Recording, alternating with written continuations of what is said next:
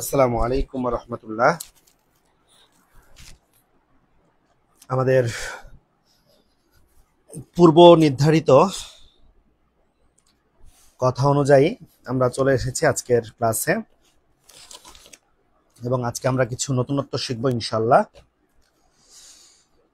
অল্প সময়ের মধ্যে সবাই যুক্ত হয়ে যাও এবং অনুরোধ করতে পারি শেয়ার করে দাও, যাতে মূলত ক্লাসে যুক্ত থাকো 27ই যুক্ত থাকো।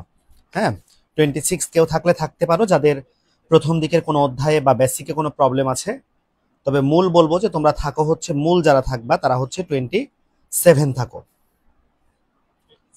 মূলত যারা থাকতে চাচ্ছ তারা 27 থাকো। মূলত ক্লাসে যুক্ত থাকো 27ই যুক্ত থাকো। হ্যাঁ, 26 কেউ থাকলে থাকতে পারো যাদের প্রথম দিকের কোনো অধ্যায়ে বা বেসিকে কোনো প্রবলেম আছে। তবে মূল বলবো যে তোমরা আমরা বেশ কিছু ইন্টারেস্টিং টপিক দিয়ে আজকে শুরু করব ইনশাল্লাহ। আজকে প্রথমত কথার আগে কিছু বিষয় বলেই হয়তোবা ক্লাস নিয়েই কথা বলবো। আজকে গতদিন কিছু কথা বলে ক্লাস শুরু করেছিলাম, আজকে ক্লাস নিয়ে কথা শুরু করব বলতে পারো। যাই হোক, আমরা অল্প একটু ওয়েট করছি, তোমরা তোমাদের ফ্রেন্ডদেরকে কষ্ট করে একটু জানাই দাও যে ক্লাস শুরু হয়ে গেছে। এবং তুমি যখন শহরে আসবা, যারা অলরেডি যারা শহরে করতেছো বিভিন্ন টিচারের কাছে, তারা তো আছোই, আর যারা এখনো শুরু করো নাই তাদের জন্যই নতুনত্ব বা চমক নিয়ে কিছু বিষয় থাকতেছে। ঠিক আছে, ওকে, আমরা মোটামুটি প্রস্তুত বলা যায়। কলমটা নিয়ে ফেলি। ঠিক আছে, আমাদের সেকেন্ড ক্লাস আজকে, এবং আমাদের ক্লাস হচ্ছে এইচএসসি 27 বা যারা সদ্য এসএসসি কমপ্লিট করেছো তাদের জন্য। Sir, basic class basic class কি হবে বলো? বেসিক তথ্য। এবং তোমরা নিজেরা উপলব্ধি করতে পারবা যে আমাদের বায়োলজির বেসিকটা কি আসলেই ঠিক আছে কিনা, আমাদের বায়োলজির বেসিকটা আসলেই ঠিক আছে কিনা, এই বিষয়টা তোমরা উপলব্ধি করতে পারবা ইনশাল্লাহ। ওকে, আমরা কয়জন আছি এখন? অল্পজন আছি বলা যায়। একটু যারা আছো, গতদিন আমরা একটা শেয়ারিং কন্টেস্ট রেখেছিলাম গত ক্লাসে, তোমরা আজকের ক্লাসেও এরকম কিছু একটা কন্টেস্ট দিয়ে দিব তোমাদেরকে। গতদিন নোট শেয়ারের জন্য দিয়েছিলাম, এবং যে স্টুডেন্টটা পেয়েছে কষ্ট লাগলেও সে বলছে স্যার আমি কোনোভাবেই পুরস্কার নিব না।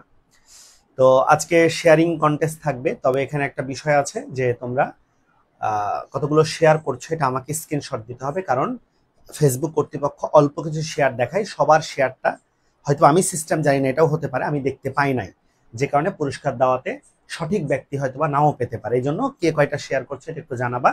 শেয়ারটা একটা উদ্দেশ্যেই, অনেক পরিচিত স্টুডেন্ট 1 মাস 2 মাস পরে, ঈদের পরে এসে যাতে না বলে যে স্যার আমার তো বেসিকে দুর্বলতা আছে।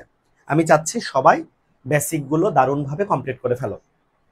ঠিক আছে স্যার, প্রথমে আমরা কিছু বিষয় দিয়ে শুরু করি। সেটা হচ্ছে, ধরো বেসিক, পিওর বেসিকে যাচ্ছি আমরা। বায়োলজি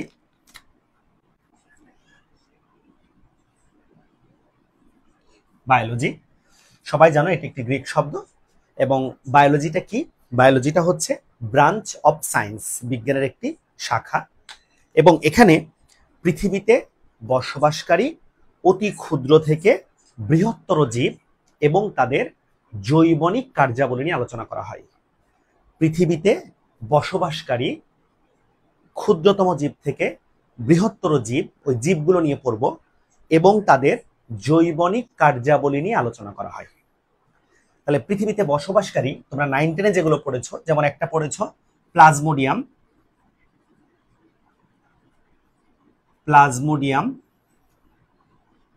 ভিভ্যাক্স, বা ভাইভ্যাক্স।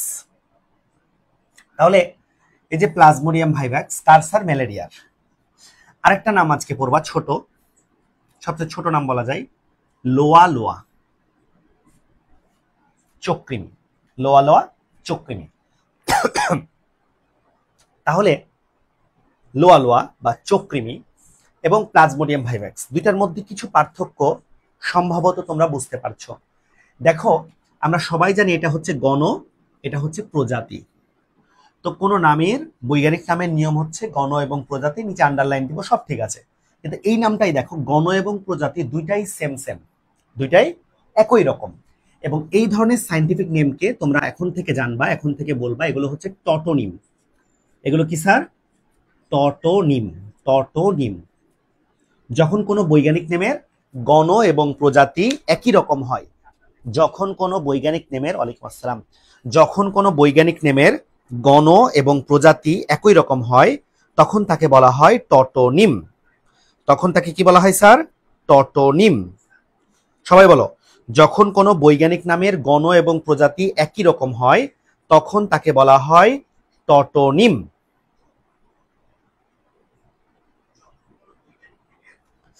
এবার দেখো, যদি কোনো নামের এমন হয় যে একই নাম কিন্তু উচ্চারণ ভিন্ন, তখন এগুলোকে বলবা হোমোনিম। একই নাম কিন্তু উচ্চারণ ভিন্ন, হোমোনিম। আর সিনোনিম হচ্ছে একই জিনিসের যদি একাধিক কেউ নামকরণ করে। ওগুলো একটু একটু করে আছে প্রথম অধ্যায় জুলজির। তাহলে তোমরা বলো তো টটোনিম, আজকের ক্লাসের প্রথম, আচ্ছা এখন না দিই, টটোনিম আরো একটা লিখে দিই, দেখো, নাজা নাজা। নাজা নাজা। নাজা নাজা। এই নাজা নাজা কার বৈজ্ঞানিক নাম জানো? গোখরা সাপ। গোখরা সাপ। আর কি পড়েছো তোমরা? কাটলা কাটলা, ক্যাটলা ক্যাটলা, তাই না? তো এরকম যখন কোনো বৈজ্ঞানিক নামের ক্ষেত্রে গণ এবং প্রজাতি সেটা একই রকম হবে, সেই নামগুলোকে এখন থেকে আমরা কি বলবো স্যার? টটোনিম। টটোনিম। তাহলে বায়োলজি হচ্ছে বিজ্ঞানের একটি শাখা, যেখানে পৃথিবীতে বসবাসকারী অতি ক্ষুদ্র থেকে বৃহত্তর জীব এবং তাদের জৈবনিক কার্যাবলী নিয়ে আলোচনা করা হয়। এবং তাদের জৈবনিক কার্যাবলী নিয়ে কি করা হয় স্যার? আলোচনা করা হয়। ঠিক আছে? আচ্ছা, তাহলে জৈবনিক কার্যাবলীগুলো কি হয় দেখো। জৈবনিক কার্যাবলী শ্বসন, রেচন, সালোক সংশ্লেষণ, সমন্বয়, প্রজনন, প্রত্যেকটাই হচ্ছে জৈবনিক কার্যাবলী। এক কথায় জীবন ধারণের জন্য দেহের মধ্যে সংঘটিত যাবতীয় কার্যাবলীকে বলা হয় জৈবনিক কার্যাবলী। জীবন ধারণের জন্য দেহের মধ্যে সংঘটিত যাবতীয় কার্যাবলীকে বলা হয় জৈবনিক কার্যাবলী। ক্লিয়ার হয়েছে সবাই? আচ্ছা, এবার আসো পরবর্তীতে, যে আমাদের পরবর্তী পয়েন্ট হচ্ছে জৈবনিক কার্যাবলীটাই বায়োলজির একটা মূল থিম। এবং আমি ওই বেসিকগুলো আমার আছে অলরেডি প্লেলিস্ট দেওয়া অনেক, যেহেতু বেশিরভাগ আমার পরিচিত স্টুডেন্টরাই ক্লাস করছো। বায়োলজি শব্দটা হচ্ছে গ্রিক ভাষা এবং পুরো বায়োলজি বইয়ের প্রায় 90% শব্দই গ্রিক। এরপরে আছে ল্যাটিন, বৈজ্ঞানিক নামগুলো ল্যাটিন ভাষায়। এছাড়া ইতালীয়, স্প্যানিশ এবং কিছু অস্ট্রেলিয়া কিছু শব্দ ব্যতিক্রম আছে, যেগুলো মাত্র 1 থেকে 2%। তো তোমার মূল শব্দগুলো হয়ে গেল। 98% শব্দ হচ্ছে মানে 90 গ্রিক, আর 8-9% হচ্ছে প্রায় ইতালীয়, ল্যাটিন। এখন আমাদের যেটা জানতে হবে সেটা হচ্ছে উদ্ভিদ এবং প্রাণী।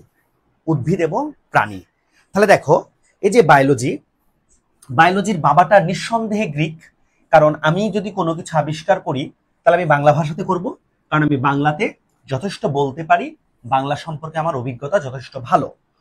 তাহলে বায়োলজি শব্দের ভাষা গ্রিক হওয়ার পেছনে দায়ী হচ্ছে তার যে জনক, সবাই জানো তোমরা, তার নাম হচ্ছে অ্যারিস্টটল। এই অ্যারিস্টটল উনি নিজেই হচ্ছেন একজন গ্রিক দার্শনিক, অ্যারিস্টটল। এখন এই অ্যারিস্টটল বা বায়োলজিকে দুইটা ভাগে ভাগ করা যায়। একটা হচ্ছে কি দেখো, বোটানি বা উদ্ভিদ বিজ্ঞান, আর একটা হচ্ছে জুওলজি বা প্রাণী বিজ্ঞান। সবাই জানো বোটানি বা উদ্ভিদ বিজ্ঞান, বোটানির অপর নাম বলতে পারো ফাইটোলজি, আর জুওলজি তো জুওলজি আছে। কথা হচ্ছে স্যার বোটানি শব্দটা কোথা থেকে আসছে? বোটানি শব্দটা এসেছে গ্রিক শব্দ থেকে একটা, যেটা হচ্ছে বোটান শব্দ, গ্রিক বোটান, অনেকের পরিচিত শব্দ এটা, গ্রিক বোটান। আর জিওলজি শব্দটা এসেছে গ্রিক জুন শব্দ থেকে। গ্রিক জুন শব্দ থেকে জিওলজির উৎপত্তি। গ্রিক বোটান শব্দ থেকে বোটানির উৎপত্তি। ওকে স্যার, এবার দেখেন এই যে জিওলজি বোটানির যিনি জনক, বোটানির ফাদার, বোটানির জনক, যেটা তোমার বায়োলজি ফার্স্ট পার্ট হিসাবে আমরা পরিচিত, এই বোটানির জনক হচ্ছেন, উনিও একজন গ্রিক দার্শনিক বলা যায়, গ্রিক বিজ্ঞানী বলা যায়, যার নাম হচ্ছে থিওফ্রাস্টাস। থিওফ্রাস্টাস উনি অ্যারিস্টটলের সরাসরি ছাত্র ছিলেন। আর যিনি জিওলজি জনক তিনি সেম অ্যারিস্টটল। তাহলে একটা বই কার জন্য পড়তেছো স্যার? একটা বই পড়তেছো হচ্ছে থিওফ্রাস্টাসের জন্য, আরেকটা বই পড়তেছো হচ্ছে অ্যারিস্টটলের জন্য। এটা আমি কত সালের কথা বলছি? এগুলো বলতেছি সব খ্রিস্টপূর্ব, এগুলো সব আমি বলতেছি খ্রিস্টপূর্ব। কিন্তু তোমরা সবাই জানো যে 1665 সালে রবার্ট হুক, পেন্টের হুক, এই রবার্ট হুক সর্বপ্রথম কোষ আবিষ্কার করেন। রবার্ট হুক সর্বপ্রথম 1665 সালে কোষ আবিষ্কার করেন। এরপর থেকে কিন্তু জীববিজ্ঞানটা আরো ভিন্নভাবে উপস্থাপিত শুরু হয়েছে। বুঝতে পারছেন স্যার? তাহলে আমরা একটু যদি কোষ সম্পর্কে কিছু জেনে নিই। সবাই জানো জীবদেহের গঠন ও কাজের একক কোষ, এবং গতদিন আমরা ভাইরাস নিয়ে মানে অকোষীয় একটা বিষয় নিয়ে পড়েছিলাম, সেটাও মেবি তোমাদের আইডিয়াতে আছে। তাহলে রবার্ট হুক 1665 সালে কোষ আবিষ্কার করেন। রবার্ট হুক কি ছিলেন দেখো, খেয়াল করো। রবার্ট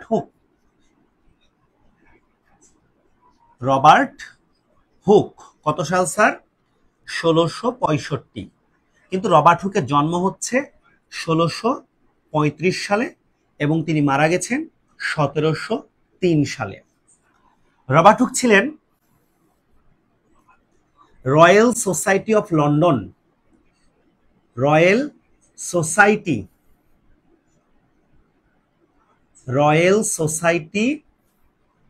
অফ লন্ডন, এই রয়্যাল সোসাইটি অফ লন্ডনের একজন কিউরেটর ছিলেন, মানে যন্ত্র রক্ষক বলা যায়, যন্ত্র রক্ষক হিসাবে তিনি নিযুক্ত ছিলেন। ওকে, আচ্ছা, তার মানে তার দায়িত্বে সকল যন্ত্র ছিল। তো সেখানে অনুবীক্ষণ যন্ত্র ছিল। তিনি কি করেছেন যে তৎকালীন সময়ে কিন্তু মানুষ মদ পান করত, এখনো করে। তাহলে এই যে বোতল, এই বোতলের ওপরে যে ছিপিটা হয়, বোতলের ওপরে যে এই যে মুখ, এখানে দেখবা আমরা কাঠ দিয়ে একটা ছিপি দিই। এই বোতলের ওপরের যে কাঠের ছিপিটা আছে, যে কাঠের এই ছিপিটা থাকে, এই ছিপিটা তিনি দেখা যাচ্ছে পানির মধ্যে যখন দিলেন তাহলে দেখতে ছিপিটা ভাসতেছে। তো তার মনে প্রশ্ন জাগলো যে ছিপিটা কেন ভাসতেছে।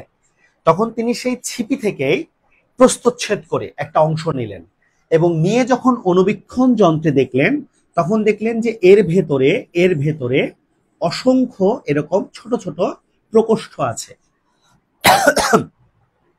এই প্রকোষ্ঠগুলোকে দেখতে তার কাছে মনে হলো প্রাচীন সন্ন্যাসীরা যেরকম ঘরের মধ্যে থাকে এই টাইপের ঘর, এবং প্রাচীন সন্ন্যাসীদের ওই ঘরগুলোকে বলা হতো সেল।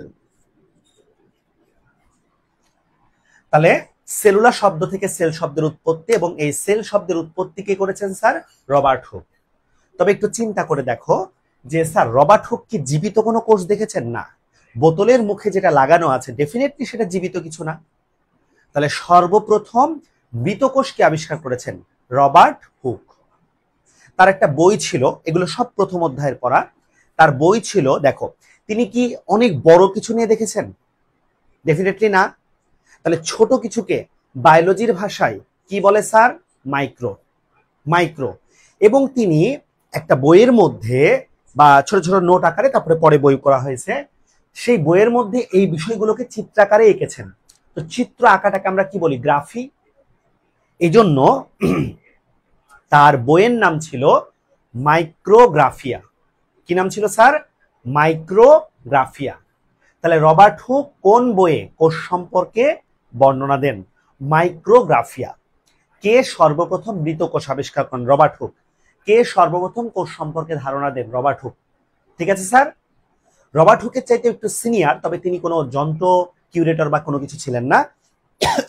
তার নামও হুক, লিউয়েন হুক। এই লিওনহুক ছিলেন একজন কাপড় ব্যবসায়ী। তো এই কাপড় ব্যবসায়ী তিনি কাপড়ের গুণগত মানটা ঠিক আছে কিনা এটা দেখার জন্য অনুবীক্ষণ যন্ত্র ব্যবহার করত। তো তার কাছে এই ক্ষুদ্র ক্ষুদ্র জিনিসগুলো দেখার প্রতি একটা নেশা কাজ করেছিল এবং পরবর্তীতে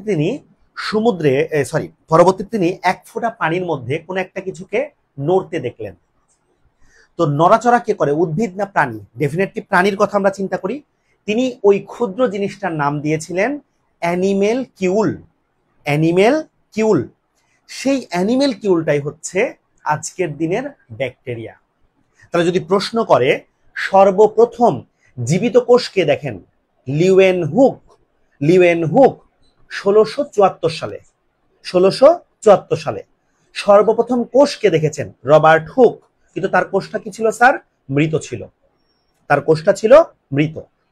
দেখো তো আমি লিখলাম না, কিন্তু এই তথ্যগুলো তোমাদের বেসিক যে বিষয়টা বোঝায় এবং 9, 10 এর চাইতে একটু ব্যতিক্রম ভাবে, সেটা হলো কিনা তোমরা একটু কমেন্ট করে জানাবা যে জি স্যার 9, 10 এর চাইতে ব্যতিক্রম ভাবে আমরা শিখতে পেরেছি আল্লাহ রহমতে। তথ্যগুলো মনে রাখো এবং যারা আমার কথার সাথে সাথে লিখে ফেলতে পারছো তাদের জন্য অসংখ্য অসংখ্য ধন্যবাদ। আমরা পরবর্তীতে যখন একটা ক্লাস শুরু করব, তোমাদের ফ্রি ক্লাসের মধ্যে বেশ কিছু পার্ট থাকবে আমাদের ইনশাল্লাহ। আমরা একটা অধ্যায় শুরু করে দিব, আর একটা ক্লাস পরে, ধরো আগামীকালকের ক্লাসের পরে আমরা কোন একটা অধ্যায়ে প্রবেশ করব। তখন অফলাইন অনলাইনে সেম টপিক সেম লেকচার একই ক্লাসের মধ্যে প্রোভাইড করা হবে। কাজেই যারা গ্রামে আছো, যারা শহরে আছো, এখনো মানে বন্ধু বান্ধবের সাথে আড্ডা দিচ্ছ, সুযোগ পাচ্ছ না, তারা রাত্রের এই সময়টা বা পরবর্তীতে ভিডিওটা দেখে তোমরা চাইলে কি করতে পারো, পরবর্তীতে ভিডিও দেখে তোমরা চাইলে কাজটা কমপ্লিট করতে পারো। মানে ক্লাসটা করে রাখলা এটা, এবং তোমাকে আমি প্রয়োজনে কোনো একটা নির্দিষ্ট অধ্যায় পুরো লেকচার দিব। একটা ক্লাস বেসিক অসাধারণ নেই, হ্যাঁ পরের গুলোতে যে বাস খাচ্ছ, নো। প্রতিটা চ্যাপ্টার, প্রতিটা পয়েন্ট গোছালো হইতে হবে। প্রতিটা পয়েন্ট তোমার কাছে গোছালোভাবে উপস্থাপন করতে হবে, তোমার ভয় ভীতি দূর করে সামনে এগিয়ে যেতে হবে। এখন আসো, আমাদের বোটানিতে স্যার কি কি অধ্যায় আছে, মনোযোগ দিয়ে শোনো। বোটানির প্রথম অধ্যায়টাই হচ্ছে একটা অধ্যায় না, বেসিক্যালি সেটা একটা ইতিহাস। বইয়ের মধ্যে লেখা আছে 25টা ক্লাস, কোষ এবং এর গঠন। তাহলে এটা নিয়ে প্যারা একটু খাবা, তবে এটা আমরা একটু পরে শুরু করব। কলেজ শুরু হওয়ার মোটামুটি মাসখানেক আগে শুরু করলে তোমরা মানে কলেজে ঢুকতেছো, কিন্তু তোমরা তথ্যগুলো সব জানো। খুব ভালো একটা পয়েন্ট এটা। বোটানির দ্বিতীয় অধ্যায় হবে তোমাদের খুব ফেভারিট একটা অধ্যায়, কোষ বিভাজন।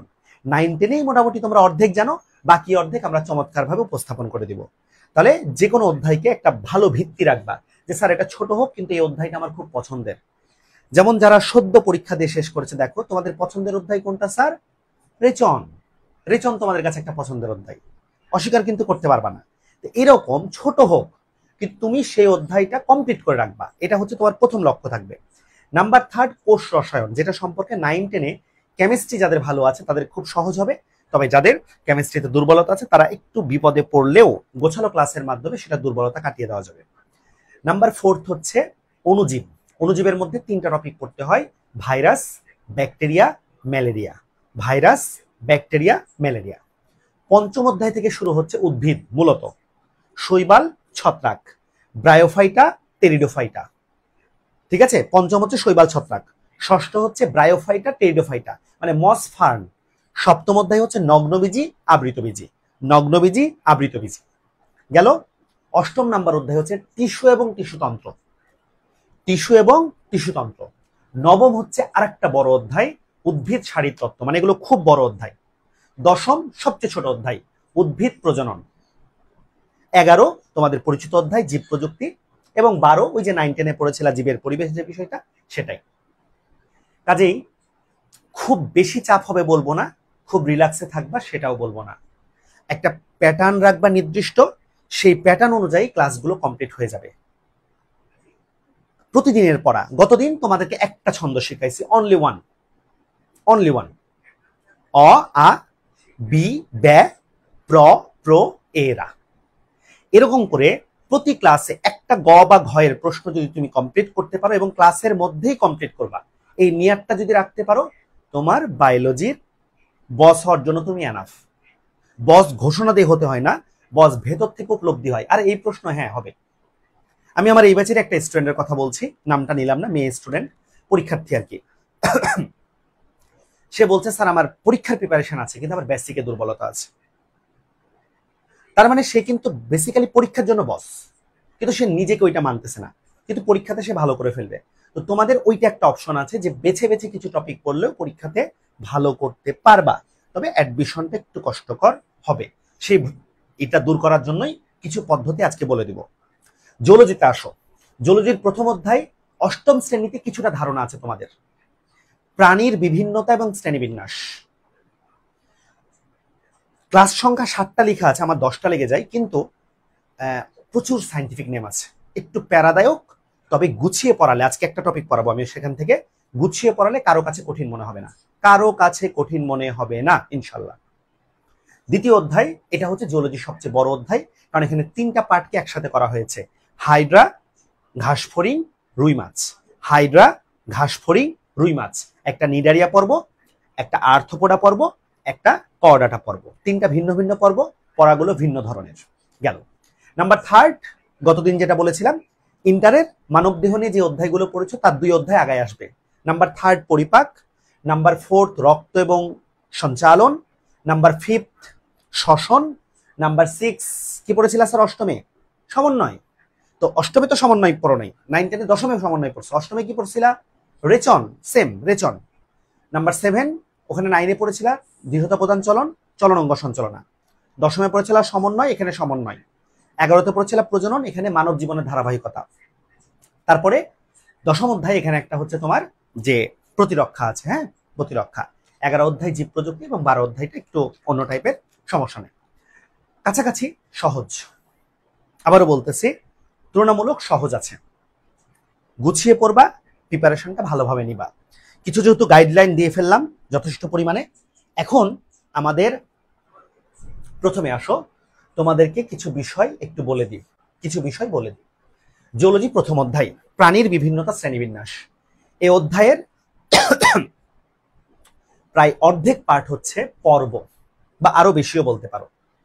তো প্রাণী জগতের মোট 33টা পর্ব আছে এবং তার মধ্যে মেজর পর্ব, 33টা পর্বের মধ্যে মেজর পর্ব হচ্ছে 9টা। তাহলে প্রাণী জগতের মোট পর্ব, প্রাণী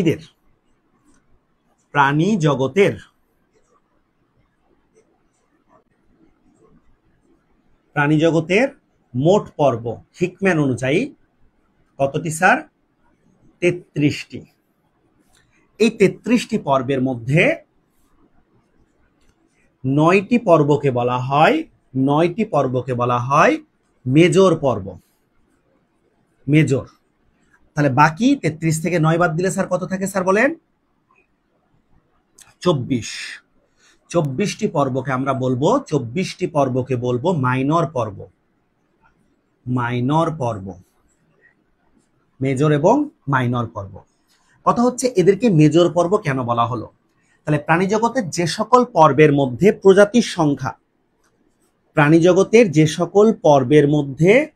প্রজাতির সংখ্যা, 5000-এর বেশি, 5000 প্লাস, তারা হচ্ছে মেজর পর্ব। আর যেগুলোতে 5000-এর চেয়ে কম, 5000-এর চেয়ে কম, তারা হচ্ছে মাইনর পর্ব। তো তোমাদের মাইনর পর্ব নিয়ে তেমন একটা পড়তে হয় না। এখানে 2টা শব্দ আছে, মনে রাখতে পারো। টিনোফোরা একটা পর্ব আছে, টিনোফোরা, এবং আরেকটা আছে রোটিফেরা। এই 2টা মেজর পর্বের মধ্যে, একটু এমসিকিউ এর জন্য আসে, সিকিউতে কখনোই আসে না। শব্দগুলো আগে পড়ো নাই, শুনো নাই, এজন্য এখন নতুনত্ব লাগবে, তবে একটু জেনে রাখতে পারো। Ctenophora, rotifera, ctenophora, rotifera, ctenophora, rotifera. আচ্ছা, এবার মেজর পর্বগুলো কি কি? তাহলে মেজর পর্বগুলো তুমি যদি তোমার বইয়ের সিরিয়ালটা মেনটেন করে পড়তে পারো, তাহলে অল্প সংখ্যক ক্লাসের মধ্যেই এই পর্বগুলো তুমি কমপ্লিট করতে পারবা। সবাই মনোযোগ দিও, অল্প সংখ্যক ক্লাসের মধ্যেই এই পড়াগুলো তোমরা কমপ্লিট করতে পারবা ইনশাল্লাহ। তাহলে স্যার কিভাবে? দেখো, প্রাণী জগতের মেজর পর্বগুলো মনে রাখার ছন্দ। ধরো তুমি তোমার একটা বন্ধুকে নিয়ে প্ল্যান করেছো যে ওই মেয়েটাকে আমার ভালো লাগতেছে, তো মেয়ের সামনে কোনো কিছু বলার চেষ্টা করছো, কিন্তু তুমি কাজ করতে পারো নাই, সাকসেস হতে পারো নাই। তা তোমার বন্ধু কি বলতেছে, এই তুই তো প্ল্যানে পারিসনি। তাহলে ওই কথাটা আমি লিখে দিচ্ছি, খেয়াল করো। মেজর পর্বগুলো মনে রাখার ছন্দ: পারোনি প্ল্যানে, পারোনি প্ল্যানে, পারোনি প্ল্যানে, পারোনি প্ল্যানে। তখন তোমার বন্ধু তোমাকে কি বলতেছে, যে তাহলে একটা কাজ কর, মালা নিয়ে চলে আয় ডাইরেক্ট, মালা আন। তাহলে মালা এনে, মালা এনে বা মালা আনি, তোর যেটা টার্গেট, যেহেতু ভালোবাসছিস তার মানে বিয়ে করবি, অর্থ তোর যেটা মেইন টার্গেট, অর্থ একাই কর। তুই এখন আর আমাকে সহায়তা চাস না, তুই একাই মালা এনে বিয়ে শাদী করে ফেল। তাহলে ছন্দটা খেয়াল করো, পারোনি প্ল্যানে মালা এনে অর্থ একাই করো, পারোনি প্ল্যানে মালা এনে অর্থ, অর্থটাকে বিয়ে চিন্তা করো, একাই করো। পারোনি প্ল্যানে, দেখো অর্থ মানে কি জানো, সন্ধি। তার মানে তোমরা তো দুজন মিলে সন্ধি, বিবাহ বন্ধনে আবদ্ধ হবা, সন্ধি। তাহলে পারোনি প্ল্যানে মালা এনে বিয়ে একাই করো, পারোনি প্ল্যানে। কয়েকবার বলো তো সবাই, পারোনি প্ল্যানে মালা এনে বিয়ে একাই করো। বিয়েটাকে শুধু অর্থ মনে রাখবা, অর্থ বা আর্থ, হ্যাঁ এটা আসলে মূলত আর্থ। পারোনি প্ল্যানে মালা এনে অর্থ একাই করো। কয়েকবার বলো সবাই, পারোনি প্ল্যানে মালা এনে অর্থ একাই করো। দেখি কমেন্টে একজন লিখে দাও তো, ছন্দটা যে তুমি শিখতেছো কমেন্টে লিখে ফেলো তো, পারোনি প্ল্যানে মালা এনে অর্থ একাই করো।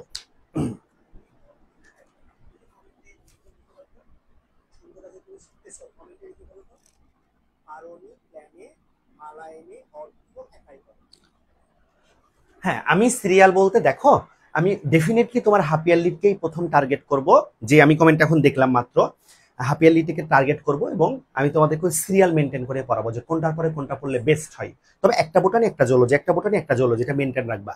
যখন কলেজে চান্স পাবা তখন দেখবা কিছু কলেজে শুধু বোটানি পড়ায়, তাদের জন্য একটা বোটানি কমপ্লিট আলাদা ব্যাচ থাকবে।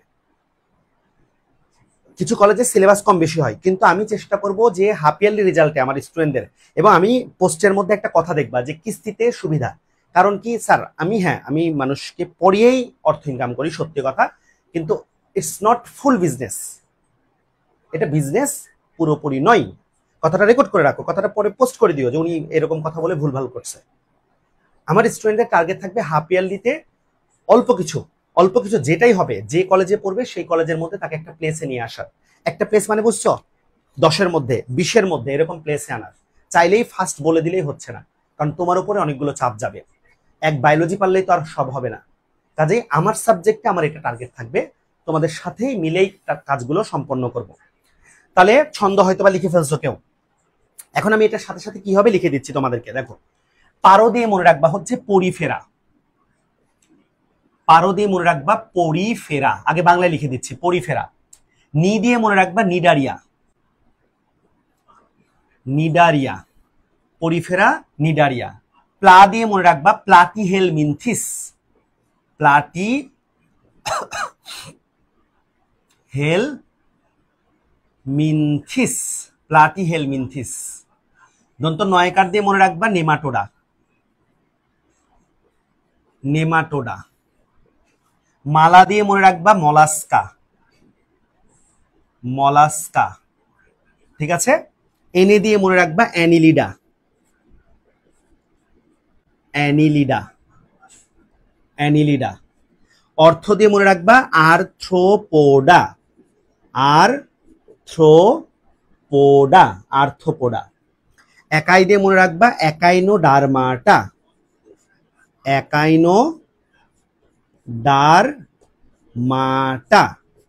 এবং কর দিয়ে মনে রাখবা কর্ডাটা, কর্ডাটা। তাহলে এই যে আমি তোমাকে নামগুলো শেখাই দিলাম, তোমরা একটু চিন্তা করে দেখো, এই নামগুলো বেসিক্যালি কি স্যার বলেন তো, ছন্দ হলো।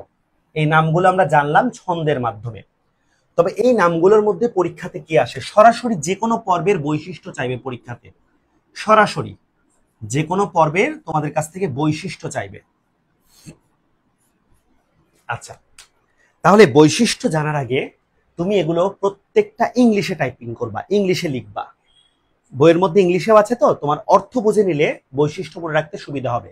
তাহলে প্রথমে পরিফেরা দিয়ে মনে রাখবা। ইংলিশটা কি স্যার? পরি, PORI, পরি। ফেরা, FERA, পরিফেরা। তাহলে বায়োলজির মধ্যে পরি, পরিমাণে পরিমণি নয়, পরিমাণে হচ্ছে ছিদ্র। পরিমাণে কি স্যার? ছিদ্র, ছিদ্র। আর ফেরা মানে হচ্ছে বহন করা।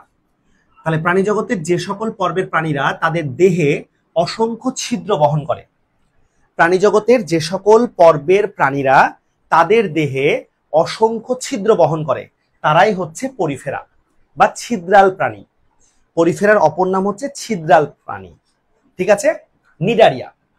বায়োলজির মধ্যে নিডস, নিডা, NIDARIA, শুধু সি সামনে আসবে, নিডারিয়া। তাহলে নিডারিয়া নিডস, নাইডস থেকে আসছে, এবং নাইডস মানে হচ্ছে বিছুটি পাতা। একটা পাতা আছে, তোমরা চিনো কিনা, বিছুটি পাতা। এই পাতাগুলোতে আমরা যদি স্পর্শ করি আমাদের হাত কিছুক্ষণ চুলকায়, একটু জ্বালা পোড়া করে।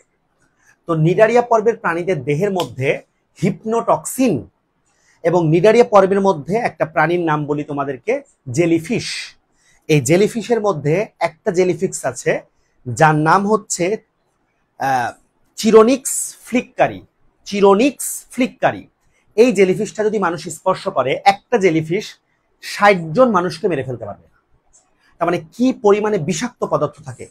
ওই নাম থেকেই তার নাম দেওয়া হয়েছে নিডারিয়া বা বিষাক্ত পদার্থযুক্ত প্রাণী, নিডারিয়া। ঠিক আছে? তাহলে নিডারিয়ার মধ্যে তোমরা পড়বা হাইড্রা, জেলিফিশ, এই দুইটা মেইন পড়বা। আরো কিছু আছে, তবে এই দুইটা মেইন। এবার আসো প্লাটিহেলমিনথেস, PLATY, প্লাটি, হেল, HEL, মিন, MIN, থিস, THES, platyhelminthes. Plate, plate, plate মানে কি বলতো? চ্যাপ্টা। তাহলে প্লাটিহেলমিনথিসের বাংলা হচ্ছে চ্যাপ্টা কৃমি, চ্যাপ্টা কৃমি, চ্যাপ্টা কৃমি। প্লাটিহেলমিনথেস পর্বের প্রাণীদের বৈশিষ্ট্য মনে রাখতে খুবই সহজ, পরে শেখাবো। প্লাটিহেলমিনথেস বলেও দিলাম ছন্দটা, চ্যাপ্টা কৃমি। আর নেমাটোডা, নেমা, NEMA, বায়োলজির মধ্যে নেমা মানে হচ্ছে সুতা, সুতা। আর ওডস বা অর্ম থেকে আসছে কৃমি, তাহলে সুতা কৃমি। নেমাটোডা, TODA, নেমাটোডা, এটার বাংলা হচ্ছে সুতা কৃমি, সুতা কৃমি, সুতা কৃমি। ঠিক আছে? একটা গোল কৃমি আর একটা, সরি, একটা চ্যাপ্টা কৃমি আর একটা সুতা বা গোল কৃমি। মলাস্কা, মলাস্কা শব্দের অর্থটা হচ্ছে তোমার মলিস, মানে একটা কি বলা যায়, তোমার কম্বোজ, কম্বোজ প্রাণী। তাহলে মলাস্কা, MOLLUSCA, মলাস্কা, এটা হচ্ছে কম্বোজ প্রাণী। কম্বোজ শব্দটার অর্থ হচ্ছে তোমার ভেতরের ত্বকটা নরম কিন্তু বাইরের যে খোলসটা আছে সেটা শক্ত, এরকম বিষয়কে বলা হয় কম্বোজ। শামুকের কথা চিন্তা করো, শামুকের ভেতরে কিন্তু একটা পাতলা পর্দা আছে, পাতলা একটা পর্দা আছে, বুঝছো? আর বাইরে ওই শক্ত খোলসটা আছে।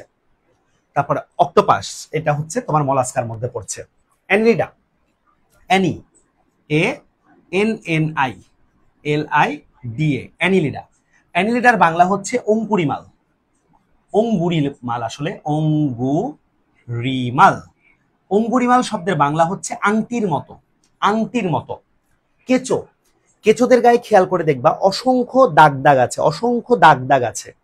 কেঁচোদের গায়ের মধ্যে অসংখ্য একই সাইজের আংটির মতো গঠন আছে, এই জন্যই তাদেরকে বলা হয় কি স্যার? অঙ্কুরিমাল। তোমরা অনেকে ভাবতেছো যে স্যার ক্লাস কি এরকম হবে? না, দেখো ক্লাস যখন আমি চিন্তা করব, যেমন আমার সামনে যে ক্লাসের মানে রেজুলেশনটা ঠিক আছে কিনা ওটার জন্য আমি দেখো সামনে কি রাখছি স্যার? ট্যাব রাখছি, খেয়াল করছো সবাই? সামনে ট্যাব রাখছি। তাহলে তোমাদেরকে আমি যখন ট্যাবে ক্লাস নিব, যখন আমি ট্যাবে ক্লাস নিতে চাইবো, তখন কিন্তু ডেফিনেটলি সেখান থেকে আমি সবগুলো তোমাদেরকে দেখাইতে পারবো। সবগুলো অ্যানিমেশন দিয়ে তোমরা ইনশাল্লাহ দেখে নিতে পারবা সবগুলো। যেমন এই যে এখন আমি বললাম যে কেঁচোর কথা, এই যে কেঁচো, দেখো এই যে কেঁচো। তাহলে কেঁচোর গায়ে দেখো, কেঁচোকে যদি আমি জুম করে দেখাই, কেঁচোকে যদি আমি জুম করি, দেখছো তার গায়ে অসংখ্য দাগ দাগ অংশ আছে, অসংখ্য এরকম দাগ দাগ অংশ আছে। এগুলো আমরা একদম সরাসরি অ্যানিমেশনের মাধ্যমে তোমাদেরকে দেখাতে পারবো। আর অফলাইন ক্লাসে যারা আসবে তাদের জন্য কেঁচো তো সবসময় যদি হাতের কাছে পাই ধরে নিয়ে যাব, কাঁকড়া হাতের কাছে আছে নিয়ে যাব, যেগুলো হাতে হাতে পাবো সেগুলো ওখান থেকে সরাসরি হাতে দেখবা, আর যেগুলো হাতে পাবো না সেগুলো হয়তোবা একটু সময় লাগবে আর কি তোমাদের। ঠিক আছে, তাহলে অঙ্গুরিমাল আশা করি বুঝতে পেরেছ। আর্থপোড়া, আর্থপোড়ার বাংলা হচ্ছে সন্ধি, তাহলে ইংলিশটা আগে লিখি, ARTHRO, আর্থ্রো পোডা, PODA, পোডা মানে পা, তাহলে আর্থ মানে সন্ধি আর পোডা বা পোডিয়া মানে পা, তাহলে সন্ধিযুক্ত পা, সন্ধিপদ, সন্ধিপদ, জোড়া জোড়া পা, এটাকে বলা হয় আর্থপদ। একাইনো ডারমাটা, একাইনো, ECHAI, একাই এনো, একাইনো ডার মাটা, একাইনো ডারমাটা। একাইন, একাইন মানে হচ্ছে কি জানো? একাইন মানে হচ্ছে কাটা, কাটা।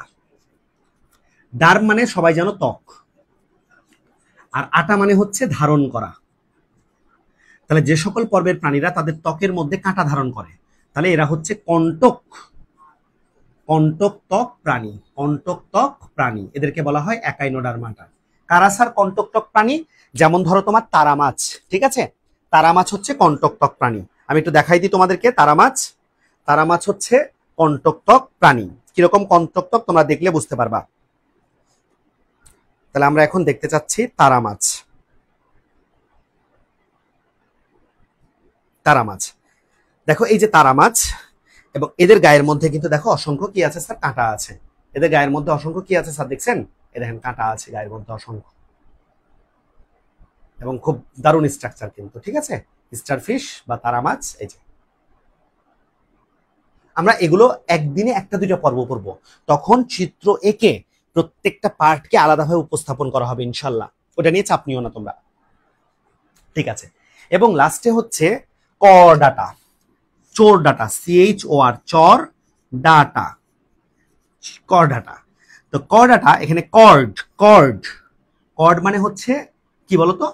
রজ্জু, হ্যাঁ, কর্ড মানে হচ্ছে রজ্জু, রজ্জু সুতা, আর আটা মানে একটু আগে পড়লা ধারণ করা। তাহলে যে সকল পর্বের প্রাণীরা জীবনের যে কোনো পর্যায়ে নটোকর্ড ধারণ করে, নটোকর্ড একটা কর্ড আর কি, নটোকর্ড, নটো মানে পশ্চাৎ, কর্ড মানে রজ্জু, তাহলে মানে রশ্মি আর কি, তাহলে নটোকর্ড ধারণকারী প্রাণীরাই হচ্ছে করডাটা। প্রশ্ন করতে পারো স্যার আমাদের নটোকর্ড কোথায়? আমাদের নটোকর্ড স্যার কি হয়ে গেছে? মেরুদণ্ড দ্বারা, এই যে সোজা হয়ে দাঁড়িয়ে আছি, এই মেরুদণ্ড দ্বারা আমাদের নটোকর্ডটা প্রতিস্থাপিত হয়ে গেছে, আমাদের নটোকর্ড মেরুদণ্ড দ্বারা প্রতিস্থাপিত হয়ে গেছে, ঠিক আছে স্যার। তাহলে আমরা নাম জানলাম, অর্থ জানলাম। একটা জিনিস খেয়াল করে দেখো স্যার, এই নাম অর্থ এগুলো জানতেই আমাদের একটা হিউজ সময় কিন্তু পার হয়ে যাচ্ছে। তাহলে পড়াতে সময় লাগতেছে, একটু সুন্দর মতো গুছিয়ে অর্থ সহ পড়লে সময় লাগবে, তবে তোমাদের পরবর্তীতে কোনো প্রবলেম কাজ করবে না। তাহলে তোমরা আজকের ক্লাসে কেন আছো? আজকের ক্লাসে আমরা গত দিনের মতো একটা টপিক শিখব, আজকের ক্লাসেও ঠিক গত ক্লাসের মতো আমরা একটা টপিক পড়ব, এবং যদি বলো যে স্যার কিওয়ার্ডস বা কিছু, সেগুলো ক্যারি করা হবে, তবে এগুলো স্পেশাল ভাবেই করি যে আমাদের স্টুডেন্টগুলো অন্যদের সাথে এগিয়ে থাকুক। ইন্টারের কিওয়ার্ডস, ইন্টারের কিওয়ার্ডস ফুল রেডি আছে, টেনশনে কিচ্ছু নাই। ইন্টারের বই যে শব্দগুলো তোমাদের লাগবে অর্থ সহ, সেগুলো প্রথম থেকে মুখস্থ করে নিবা। আমি নিয়াত করেছি যে যখন আমরা একদম অধ্যায় ভিত্তিক ক্লাস শুরু করব, প্রতিদিন তোমাদের থেকে 10টা করে শব্দার্থ মুখস্থ নিব, ছোট বাচ্চাদের কাজ কিন্তু আমি নিব। নেওয়ার পরে 3 মাস পরে তোমরা নিজেরাই বলবা স্যার এইটা তো পারতেছি, এটা তো বুঝতেছি, এটা তো এই টপিকের প্রশ্ন। এই অল্প সময়ের মধ্যে ধারণাটা সবার আগে প্রতিষ্ঠিত করব ইনশাল্লাহ আমরা, যারা আমাদের সাথে থাকবা। আমি শুধুমাত্র তোমাদের গাইডলাইন, কিন্তু পড়বা তোমরা। আসো একটা পর্ব আমরা আজকে শেষ করি। কোন পর্বটা স্যার? প্রথমটাই শেষ করি, পরিফেরা। পরিফেরা, আজকে আমরা পরিফেরা পর্বটা, একটা পর্ব কিভাবে পড়া উচিত সেই প্যাটার্নে শেষ করি। একটা পর্ব কিভাবে পড়া উচিত সেই প্যাটার্নটা মেনটেন করে আজকে আমরা শেষ করব পরিফেরা। সবার আগে খেয়াল করো, যেহেতু পরীক্ষাতে পরিফেরা পর্বের বৈশিষ্ট্যগুলো চাই, তাহলে আমরা এতগুলো বৈশিষ্ট্য মনে রাখতে কষ্ট হয়ে যাবে, এজন্য ছন্দ দিয়ে শিখবা। পরিফেরা পর্বের প্রাণীদের বৈশিষ্ট্য মনে রাখার ছন্দ হচ্ছে অনেক স্পঞ্জ, অনেক স্পঞ্জ। কয়েকবার বলবা, পরিফেরা পর্বের প্রাণীদের বৈশিষ্ট্য মনে রাখার ছন্দ অনেক স্পঞ্জ। পরিফেরা পর্বের প্রাণীদের বৈশিষ্ট্য মনে রাখার ছন্দ অনেক স্পঞ্জ। সবাই বলো, অনেক স্পঞ্জ, অনেক স্পঞ্জ, অনেক স্পঞ্জ। পরিফেরা। তাহলে দেখো, যদি কোনো একটা স্যান্ডেলের মধ্যে, স্পঞ্জ স্যান্ডেল কি পানিতে ডুবে স্যার? কারণ কি তার ভেতরে অনেক ক্ষুদ্র ক্ষুদ্র ছিদ্রের মতো অংশ আছে, বাতাস ঢুকে আছে। তাহলে পরিফেরা পর্বের প্রাণীদের দেহের মধ্যেও অনেক ছোট ছোট ছিদ্র আছে, এই জন্য এদেরকে আমরা বলি ছিদ্রাল প্রাণী বা ছিদ্রাল পর্ব। তাহলে ছন্দটা কি? অনেক স্পঞ্জ, অনেক স্পঞ্জ, অনেক স্পঞ্জ। এবং পরিফেরার অপর নাম কিন্তু স্পঞ্জ, এটাও মনে রাখতে পারো। অনেক স্পঞ্জ, অনেক স্পঞ্জ, অনেক স্পঞ্জ।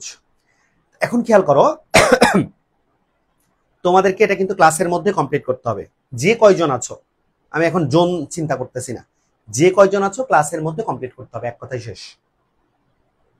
সবাই মনে মনে 5 বার বলো, অনেক স্পঞ্জ, অনেক স্পঞ্জ, অনেক স্পঞ্জ, অনেক স্পঞ্জ, অনেক স্পঞ্জ। লাস্টে একসাথে মনে রাখি, পরিফেরা অনেক স্পঞ্জ, পরিফেরা অনেক স্পঞ্জ। ক্লিয়ার সবাই? এবার আসো স্যার, সরেয় দিয়ে কি? সরেয় দিয়ে হচ্ছে অস্টিয়া, সরেয় দিয়ে হচ্ছে অস্টিয়া, অস্টিয়া সরেয়। সরেয় দিয়ে আরেকটা মনে রাখবা, osculum, osculum, ostia osculum, ostia osculum. Number 3 সরেয় দিয়ে মনে রাখবা, অ্যাম্ফিব্লাস্টুলা। স্যার আমি জানি কঠিন হচ্ছে শব্দগুলো, কিন্তু আমি সহজ করে দিচ্ছি তোমাদেরকে। অ্যাম্ফিব্লাস্টুলা, ব্লাস্টুলা, অ্যাম্ফিব্লাস্টুলা, অ্যাম্ফিব্লাস্টুলা। আচ্ছা, তাহলে অস্টিয়া অস্কুলাম অ্যাম্ফিব্লাস্টুলা। আরেকটা মনে রাখবা, সরেয় দিয়ে অধিকাংশ সামুদ্রিক, অধিকাংশ সামুদ্রিক, অধিকাংশ সামুদ্রিক, অধিকাংশ সামুদ্রিক। তাহলে পরিফেরা পর্বের প্রাণীদের বৈশিষ্ট্য মনে রাখার ছন্দ কি বলেন স্যার? অনেক স্পঞ্জ। সরেয় দিয়ে 4টা পড়াইছি, 4টা পড়াইছি। দেখো, পরিফেরা পর্বের মধ্যে অনেকগুলো প্রাণী আছে, পরিফেরা পর্বের মধ্যে প্রচুর পরিমাণে প্রাণী আছে। এবং এখানে যদি প্রজাতির সংখ্যা আমি বলি, তাহলে প্রজাতি হচ্ছে তোমার 8659। তাহলে পরিফেরার মধ্যে প্রজাতি আছে 8659, কিন্তু এর মধ্যে মিঠা পানির মাত্র 150টি। এটা এমসিকিউতে আসে। তাহলে পরিফেরার মধ্যে মিঠা পানির হচ্ছে কতটি? 150টি। তাহলে তুমি বুঝো, 8659 থেকে 150 বাদ দিলে বাকি যারা আছে তারা সবাই কি? সামুদ্রিক। এজন্য বললাম অধিকাংশ সামুদ্রিক, অধিকাংশ সামুদ্রিক। সবাই একটু বলো তো, অস্টিয়া, অস্কুলাম, অ্যাম্ফিব্লাস্টুলা অধিকাংশ সামুদ্রিক। অস্টিয়া, অস্কুলাম, অ্যাম্ফিব্লাস্টুলা অধিকাংশ সামুদ্রিক। অস্টিয়া, অস্কুলাম, অ্যাম্ফিব্লাস্টুলা অধিকাংশ সামুদ্রিক। ঠিক আছে স্যার? ওকে। নাম্বার 2, নাম্বার 2তে আসো। দন্ত ন দিয়ে যেটা মনে রাখবা, দন্ত ন দিয়ে মনে রাখবা হচ্ছে নরম। দেখো, যেটা স্পঞ্জ স্যান্ডেল একটু নরমই হয়, তাই না? তাহলে দন্ত ন দিয়ে নরম। তাহলে পরিফেরা পর্বের প্রাণীরা কেমন হয় স্যার? নরম, নরম। ন দিয়ে নরম, নরম। এরপর আরেকটা মনে রাখবা, ন দিয়ে হচ্ছে যে এরা হচ্ছে নিশ্চল, চলাচল করতে পারে না, নিশ্চল, নিশ্চল, নিশ্চল। আরেকটা দন্ত ন দিয়ে মনে রাখবা, সেটা হচ্ছে নালীতন্ত্র। এদের বিশেষ ধরনের নালীতন্ত্র রয়েছে, নালীতন্ত্র, নালীতন্ত্র রয়েছে। তাহলে দন্ত ন দিয়ে কি কি স্যার? নরম, নিশ্চল, নালীতন্ত্র। নরম, নিশ্চল, নালীতন্ত্র। নরম, নিশ্চল, নালীতন্ত্র। আচ্ছা, এবার আসো ক দিয়ে। ক দিয়ে কি স্যার? ক দিয়ে হচ্ছে কোয়ানোসাইট। ক দিয়ে কোয়ানোসাইট, কোয়ানোসাইট, কোয়ানোসাইট, কোয়ানোসাইট। আরেকটা ক দিয়ে মনে রাখবা, কোষীয় সংগঠন মাত্রা। স্যার বায়োলজির কঠিন বিষয়টা বুঝিয়ে একটু। সবাই তো বেসিক ক্লাসে যে ঝড়ে বক মরতেছে, পরিপাক তোমাদের পছন্দের, তাহলে আনকমন জিনিসগুলো কে পড়াবে? মানে প্রথমে সহজ দেখে আমি খুব মোটিভ হয়ে গেলাম, কিছুদিন পরে আমি কঠিনগুলো পারতেছি না, ওটা না। কঠিনটাই দেখো যে এই লেকচারের মাধ্যমে কঠিন টপিকটা বুঝতে পারছো কিনা, সহজগুলো আরো সহজ